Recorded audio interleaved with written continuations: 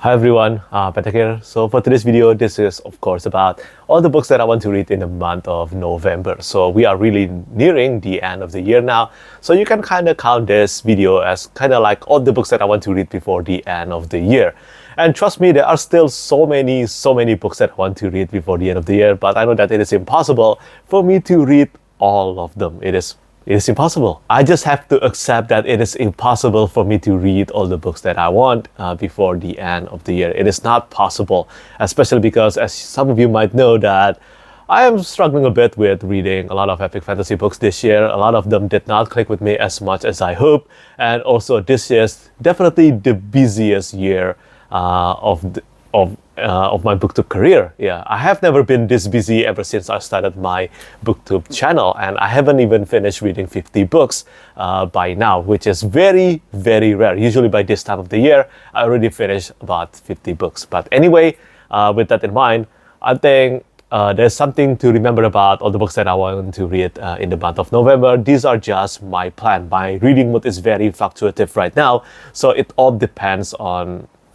next month. It depends on my reading mood next month. But according to my plan right now, these are the books that I'm going to read next month. The first one, of course, it will have to be The Fury of the Gods by John Gwynne. This is the third and the final book in the Bloodstone saga. It is about time I finished another book by another series by John Gwynne.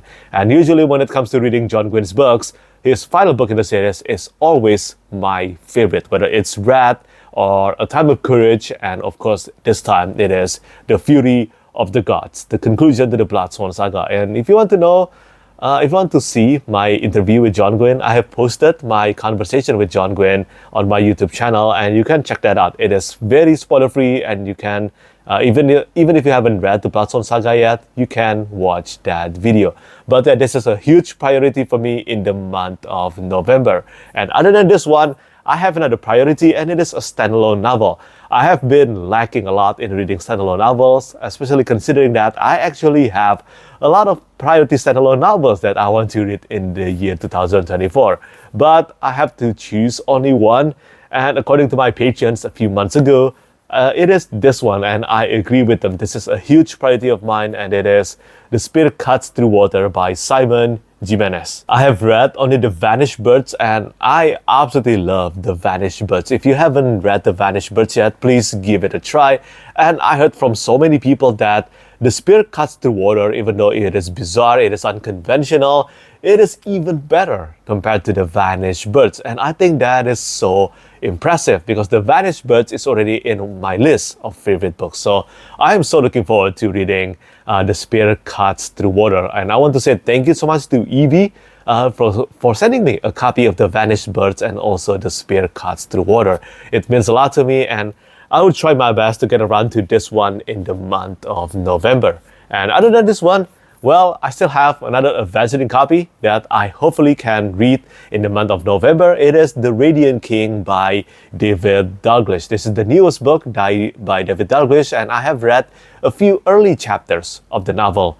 I think this was a few months ago, and I really love The Radiant King from the first few chapters, and I expect the remaining chapters in the novel will only get better and better. And this cover art by Magali Villeneuve is absolutely stunning. So hopefully I can read this one in the month of November. And after that, because as I said in the beginning of this video, my reading mood is super fluctuative. I think some of you might know that I am a huge fan of the Rift War Empire trilogy by Raymond E. Weiss and also Johnny Wirtz. I have read, however, only the first book in the Rift War saga. That's the first trilogy that takes place before or together with the Rift War Empire trilogy, the Rift War saga. Yeah, the title of the first book is Magician, the second book is Silverthorn, and also the third book is The Darkness at Setanon.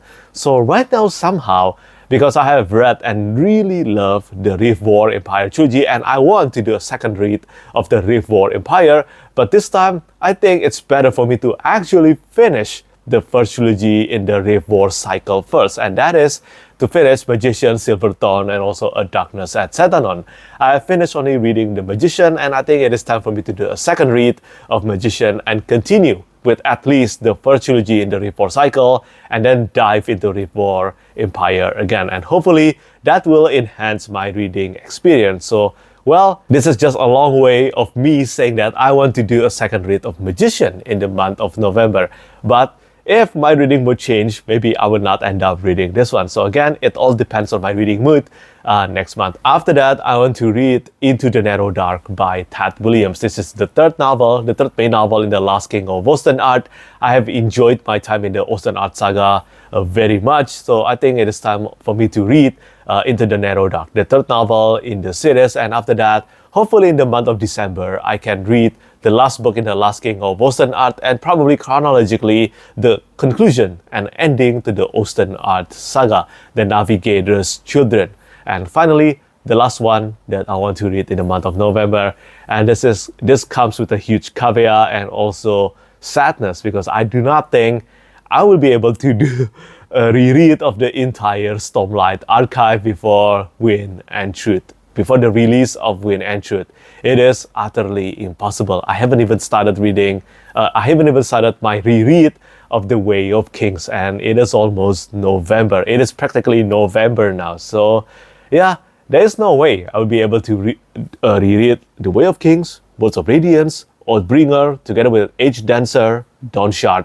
It is impossible. And also Rhythm of War. I cannot do all of that in a single month. It is impossible for me. So right now my plan is either to just suck it up and not read Gwynne and Truth during the publication date, or maybe do only the second read of Rhythm of War and then read Gwynne and Truth upon publication. I'm still not sure which one I will decide, because I know I have done a reread of The Way of Kings, The Words of Radiance, and also Oathbringer. I have done that, and maybe I can get by just watching some detailed recap by Bookborn, or maybe Captured in Words, or maybe read the detailed Wikipedia of the three books and then do a second read of Rhythm of War before diving into Gwynne and Truth. But again, I don't know.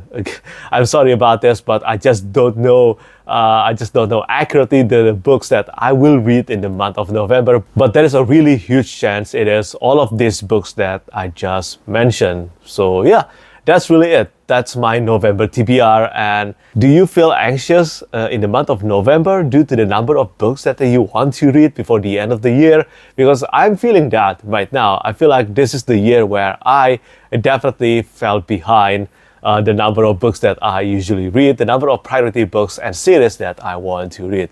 But do let me know what you think about it, and do let me know what you think about all the books that I want to read in the month of November. And also do tell me, what books do you plan to read in the month of November? As always, thank you so much for watching, and thank you for your support. Bye bye. Lastly, I want to say thank you so much once again to all my patrons who keep on supporting me.